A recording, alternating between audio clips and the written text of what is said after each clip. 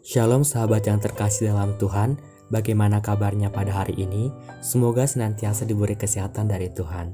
Pada kesempatan ini, saya Harif Ferdinand Habeahan akan membawakan renungan singkat kita pada malam hari ini dengan tema sukacita yang dari Tuhan.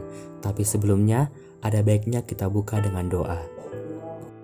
Tuhan Yesus, terima kasih buat segala berkat penyertaan Tuhan dalam hidup kami. Kiranya kasih-Mu mengalir melalui diri kami, dan bantulah kami supaya kami bisa menjadi pewarta kasih-Mu kepada sesama kami, hingga melalui diri kami dan sesama kami bisa merasakan berkat dan kasih karunia-Mu. Dalam nama Kristus kami berdoa. Amin. Kehidupan kita sebagai orang Kristen bisa saja kelihatan oke dari luar, tetapi roboh waktu masalah karena tidak ada kekuatan dari dalam diri. Selama pertahanan diri kuat, maka masalah atau tekanan tidak mungkin akan menembus dan mengalahkan kita. Dalam hidup ini, kita perlu bersukacita. Makin kita bersedih, berduka terlalu lama, itulah yang membuat kita tidak mudah bangkit. Bisa saja kita menghadapi kegagalan dalam berbagai hal. Masalah itu dari luar, tetapi respon dari dalam itu masih pada kendali kita. Sukacita dari Tuhan itu juga tergantung pada pilihan atau keputusan kita. Kita bisa saja bersedih sepanjang hari, tetapi bisa juga memilih bersukacita. Kita bisa saja sedih karena berkekurangan, tetapi masih bisa memilih bersukacita di tengah keadaan pas-pasan.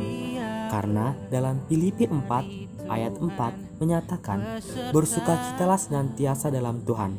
Sekali lagi kukatakan, bersukacitalah. Lalu, bagaimana kita bisa mendapatkan sukacita yang dari Tuhan? Yang pertama, jangan jauh dari sumbernya. Kita harus selalu dekat dengan sumber sukacita itu, yaitu Tuhan itu sendiri. Kekristenan bukan cuma ditentukan di hari Minggu, tetapi apakah kita intim setiap hari dengan Tuhan. Sukacita yang diberikan Tuhan itu berbeda dengan yang dari dunia berikan. Tidak bisa digantikan oleh apapun. Kalau kita bisa mendapatkan sukacita dan ada yang bisa menggantikan sukacita yang dari Tuhan, kita sebenarnya tertipu.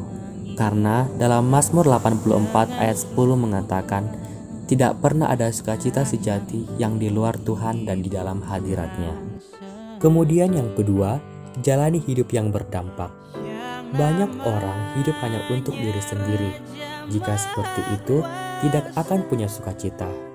Tuhan tidak pernah menginginkan kita hidup hanya bagi diri sendiri.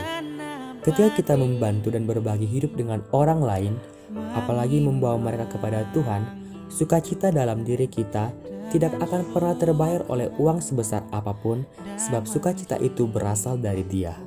Kemudian, apa manfaat memiliki sukacita yang dari Tuhan, khususnya bagi kita kaum pemuda-pemudi Kristen? Yang pertama, menyehatkan kita. Amsal 15 ayat 13 menyatakan, orang yang tidak mau bersukacita tidak punya semangat hidup. Kemudian yang kedua, memampukan kita melewati persoalan dengan penuh kemenangan. Tak hanya bertahan di tengah persoalan, akan sulit bagi kita menghadapi persoalan apabila terus-menerus mengeluh. Maka dari itu, saya mengajak seluruh pemuda-pemudi Kristen untuk mau selalu bersukacita dalam setiap hal apapun yang terjadi di dalam hidup kita.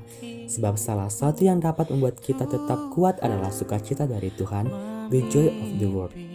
Sebab ada tertulis dalam Nehemia 8 ayat 10, jangan kamu bersusah hati, karena sukacita dari Tuhan itulah perlindunganmu.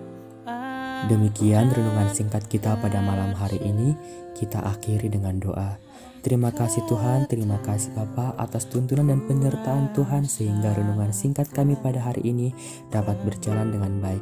Kiranya kasih karunia dari Allah Bapa kita dan Tuhan Yesus Kristus menyertai kita semua sekarang sampai selama-lamanya. Amin. Shalom.